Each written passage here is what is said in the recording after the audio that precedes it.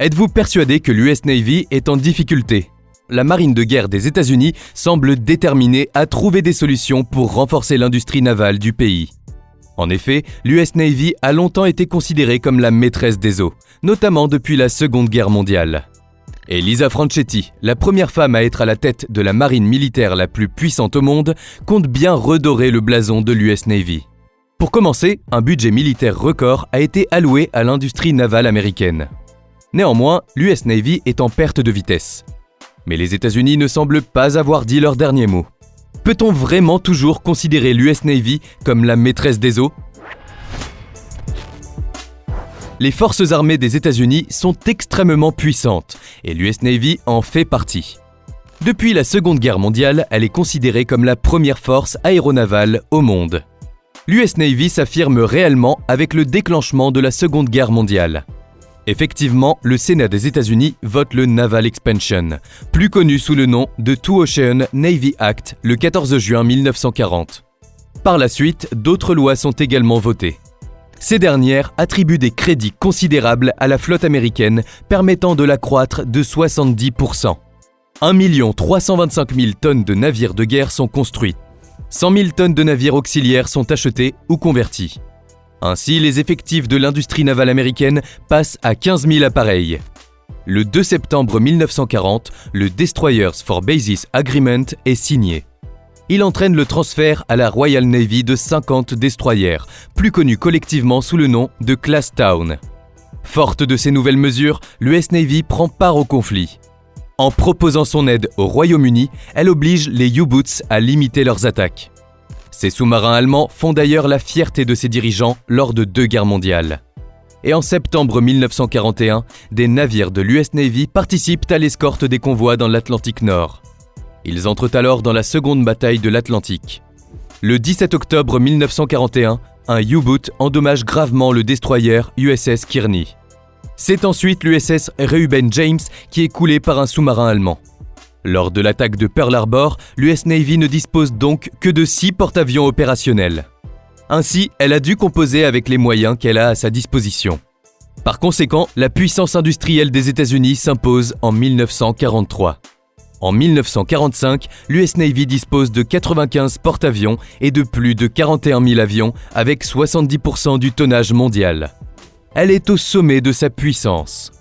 Après l'apogée de la Seconde Guerre mondiale, le nombre de navires de l'US Navy est en diminution constante. En outre, depuis le début du XXIe siècle, les opérations majeures des forces américaines, engagées dans la lutte contre le terrorisme, atteignent des coûts considérables. Et cela a forcément des conséquences sur les programmes de renouvellement de la flotte américaine. En 2006, elle passe sous le seuil des 260 navires de guerre. Mais l'US Navy espère bien mettre un terme à cette déflation en se dotant de nouveaux bateaux. Quoi qu'il en soit, l'US Navy n'est pas prête à baisser les bras et multiplie les actions pour améliorer son rendement en matière de défense. Et pour y parvenir, l'US Navy voit les choses en grand. En effet, à la fin de l'année 2024, Lisa Franchetti devient la première femme à être nommée à la tête de la flotte américaine.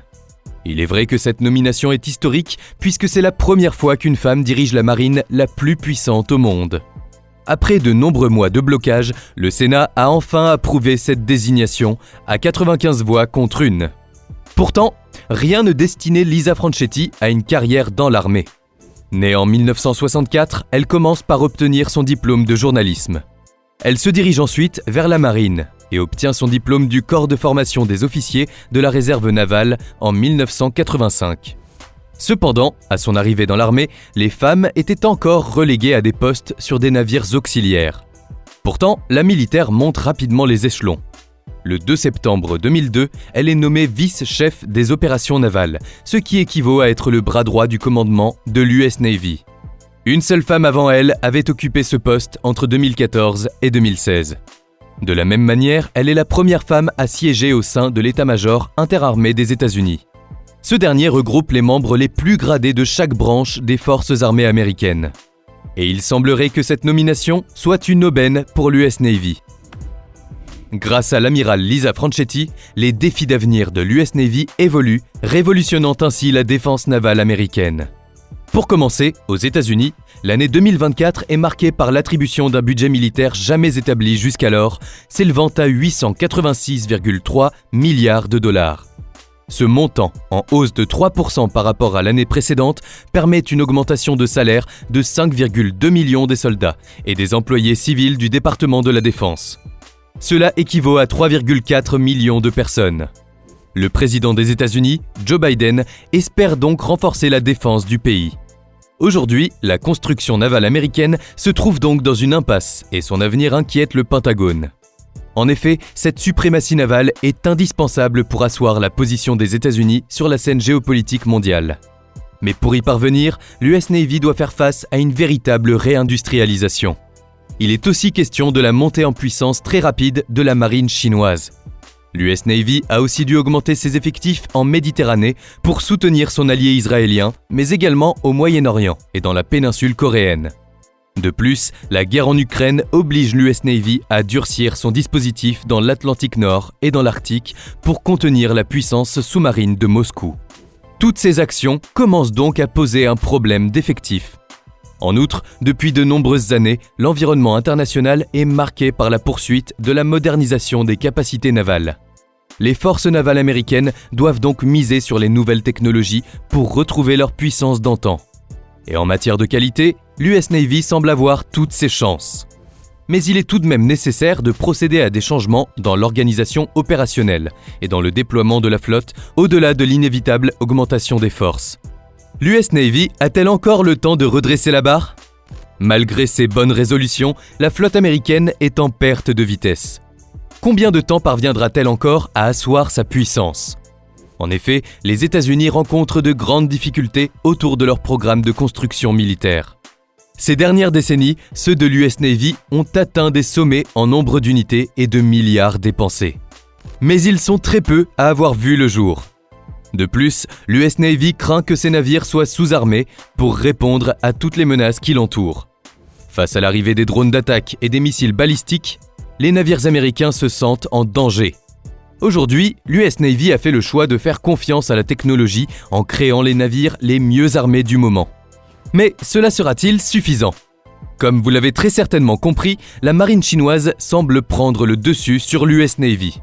Ce qui est particulièrement inquiétant. L'industrie navale américaine se trouve donc enlisée dans un bras de fer avec la Chine. Et le Pentagone n'attend qu'une seule chose, qu'elle accélère les cadences de livraison de certains navires comme les destroyers Harley Burke, les sous-marins nucléaires d'attaque Virginia et les frégates Constellation. Toutefois, celles-ci peinent à respecter les calendriers de livraison, ce qui ternit grandement l'industrie de défense américaine. Par conséquent, les États-Unis tentent de révolutionner leurs principes de défense, notamment grâce à la multiplication des opérations navales. Prenons l'exemple des Houthis du Yémen qui attaquent de nombreux navires en mer Rouge. Ces derniers ont poussé les États-Unis à créer une coopération militaire internationale. De la même manière, une dizaine de pays dont la France, le Royaume-Uni, l'Italie et l'Espagne effectuent des patrouilles conjointes dans le sud de la mer Rouge et dans le golfe d'Aden. Il s'agit donc d'un défi international qui exige une action collective. C'est pour cela que l'opération Prosperity Guardian a été créée, assurant la défense des navires. En effet, les attaques des Houthis perturbent aussi le commerce maritime, ce qui force les entreprises de fret à faire un détour par le cap de Bonne-Espérance, à l'extrémité sud de l'Afrique, pour éviter le canal de Suez. Ces nouveaux itinéraires entraînent des coûts supplémentaires et des retards conséquents. Face à la guerre qui fait rage entre Israël et le Hamas, les États-Unis ont également décidé de déployer de nombreux navires en Méditerranée. Ainsi, la flotte américaine brille toujours par sa puissance. Pour continuer à dominer les océans, la marine américaine décide de mettre une toute nouvelle arme au point. Cette dernière utilise des micro-ondes à haute puissance et permet de détruire efficacement les missiles anti-navires, mais aussi les drones. Au même titre que des lasers, les micro-ondes peuvent être utilisés à l'intérieur d'armes, faisant dysfonctionner certains appareils électroniques. Le projet Météor devrait donc prendre forme d'ici 2026. À la différence des lasers qui visent à brûler et à faire fondre la cible, l'énergie micro-ondes vient causer des dommages irréversibles aux composants électroniques. Elle serait aussi capable de détruire des drones ou des missiles anti-navires. En outre, sa capacité à frapper plusieurs cibles à la fois serait très importante. Dans un avenir proche, une telle arme pourrait donc venir compléter l'arsenal dont dispose déjà la marine américaine. D'un autre côté, l'US Navy souhaite créer une base d'essai sous-marine de missiles hypersoniques afin de les intégrer dans la prochaine évolution des sous-marins de la classe Virginia. La course à l'armement ne prend donc jamais fin. De tels missiles pourraient aider l'US Navy à prendre le dessus sur les puissances qu'elle considère comme des menaces en atteignant des vitesses plus de 5 fois supérieures à celles du son. Par conséquent, ils sont beaucoup plus efficaces que sur les cibles, en raison de leur vitesse et de leur maniabilité. Les adversaires des États-Unis n'ont qu'à bien se tenir. L'US Navy a longtemps été la marine la plus puissante de la planète, notamment durant la Seconde Guerre mondiale. Mais depuis quelques décennies, la flotte américaine semble prendre l'eau et connaît de nombreuses difficultés. Face à cette situation, l'US Navy tente de se renouveler en développant de nouvelles armes de défense basées sur la nouvelle technologie. Peut-elle vraiment retrouver toute sa superbe ?